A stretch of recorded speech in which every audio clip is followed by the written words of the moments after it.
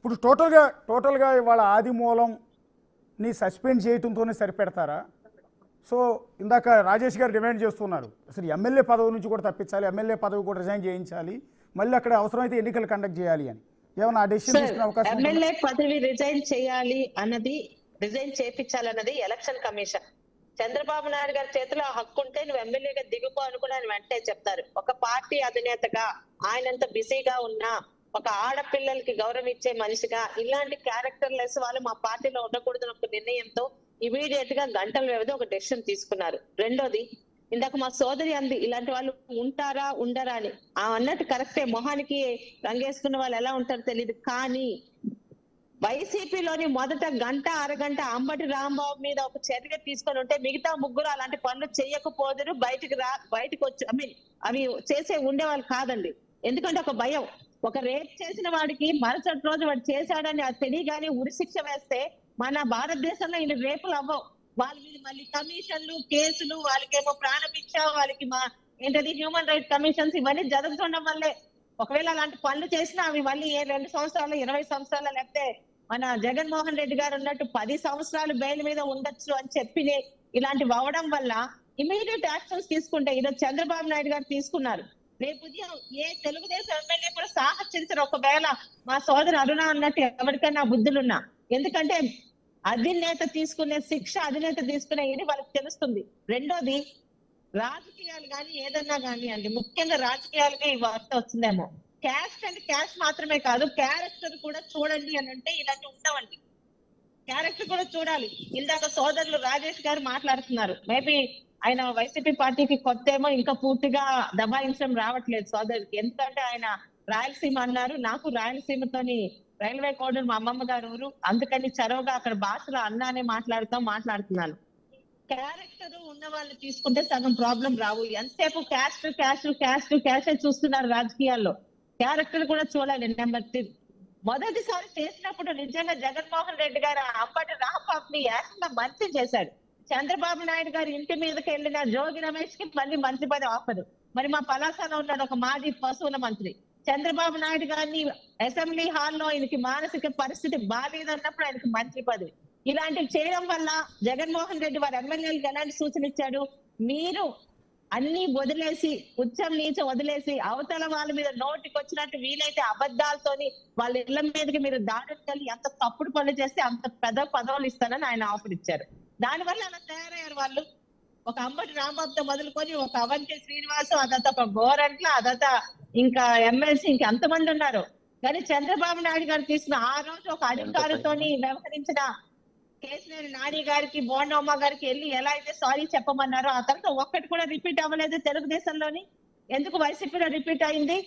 అయితే అధినేత ఇలాంటి వాటి మీద ఎంత తొందరగా చర్యలు ఎంత ఇమీడియట్ గా తీసుకోవడం బట్టి మిగతా ఎమ్మెల్యేలకు ఆ భయం కంట్రోల్ ఉంటది. మీరు అన్నట్టు మన చుట్టూ ఉండే వాళ్ళు మంచి వాళ్ళు అవ్వచ్చు కాకపోవచ్చు, కానీ ఇలాంటి ఒక తప్పు చేస్తే పరువుతో పాటు పార్టీతో పాటు రేపు రాజకీయ జీవితం ఉండదని తెలిసిన రోజులు. రెండోదండి, ప్రజలు కూడా ఆలోచించాలి. ఒకవేళ ఒక క్యారెక్టర్ లేని వాడికి ఏదన్నా పార్టీ ఇచ్చిందే అనుకోండి, ఓట్లు కూడా వేయకూడదు. అసలు అవినాష్ రెడ్డి అనే వ్యక్తికి కడుపులో ఎలా గెలిపించారు ఈరోజు నాకు అర్థం కాదండి. ఆయన సొంత అక్క, చెల్లి, ఒక బాబాయిని చంపిన దాంట్లో ఆయన ఉన్నాడు అంటే ఏం చూసి వేశారండి? ప్రజల మీద కూడా ఉంది. అంటే ఒక పదవి ఇచ్చేస్తే వాళ్ళ తాలూకా పాతవన్నీ మర్చిపోతారా? ఆ 100 కోట్ల దీంట్లోనే ఉన్న ఒక వ్యక్తి, బెయిల్ మీద తిరుగుతున్న వ్యక్తి మా ముఖ్యమంత్రి అయిపోయాడు ఇలాంటి వాళ్ళ వల్లే కదా. ఏం క్యారెక్టర్ ఉందని ముఖ్యమంత్రిని చేశామండి మనం? ఇది ఇప్పుడు మీరు చెప్తున్నట్టు ఇది బాధ్యత సస్పెండ్ చేసే పార్టీలకి చంద్రబాబు నాయుడు గారి మీదే కాదు, రేపు ఆయన చుట్టూ ఉన్న ప్రజలు, ఆయన చుట్టూ ఉన్న సమాజం కూడా ఆయన దగ్గరికి వెళ్లకుండా ఉంటే ఆశ్చర్యం ఏంటంటే అంబటి రాంబాబు ఆ తప్పు చేశాక ఆయనకి మంత్రి పదవి ఇచ్చాక ఆయన చుట్టూ ఎంతమంది తిరిగారు, అందులో మహిళలు కూడా ఉన్నారు. వాళ్ళకి సిగ్గు గాని భయం గాని అనిపించలేదా? ఇలాంటి వెధవ మంత్రి అయితే మాత్రం మన దగ్గరికి మనం వెళ్తే మన పరువు పోతుంది అనిపించలేదా? సో సమాజానికి కూడా వీటి మీద ఒక బాధ్యత ఉంది. ఏదైనా ఈరోజు ఒక తెలుగుదేశంలో ఉన్న ఒక మహిళగా, ఒక ఎమ్మెల్యేగానే కదా, ఒక మహిళగా చంద్రబాబు నాయుడు తీసుకునే నిర్ణయం ఈరోజు మేము మరింత గర్వంగా వీఆర్ ఇన్ తెలుగుదేశం గర్వంగా చెప్పుకునే పరిస్థితి మాకు ఆయన కల్పించారు. తెలుగుదేశం పార్టీలో 100% ఇలాంటివి జరగవు.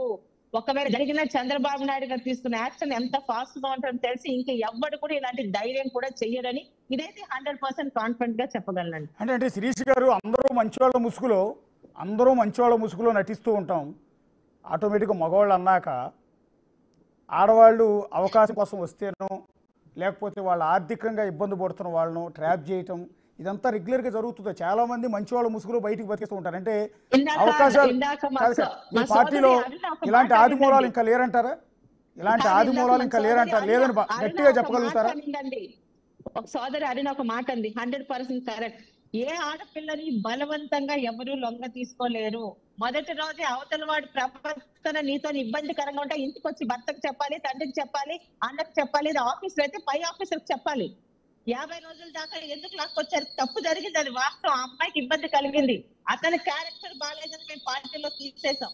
కానీ నిజంగా అమ్మాయి చెప్పినట్టు మొదటి రోజే if you are not comfortable with the other person action, ఆ రోజు ఇంటికి వచ్చి భర్తకు చెప్పు, ఆ రోజు ఇంట్లో తండ్రికి చెప్పు, అన్నకు చెప్పు, చుట్టుపక్కల చెప్పు. నువ్వు ఆఫీసర్లో ఎంప్లాయ్ అయితే ఆఫీసర్ చెప్పు. ఎందుకు అన్ని రోజులు ఓర్చుకున్నారు? మీరు ఓర్చుకున్న రోజు అవతల వాడికి ఇష్టం ఉన్నా ఇష్టం లేకపోయినా అవసరం ఉంది కాబట్టి నా గురించి పడుతుందని ఒక అవకాశం ఇచ్చిన వాళ్ళు వస్తున్నారు ఆడపిల్లలు. రాజేష్ గారికి అది ఐడియా ఉంది, ఆ కాన్స్టిట్యున్సీ అండి ఆయన. ఒక్కసారి శిరీష్ గారు, రాజేష్ గారికి ఇదంతా ఐడియా ఉంది.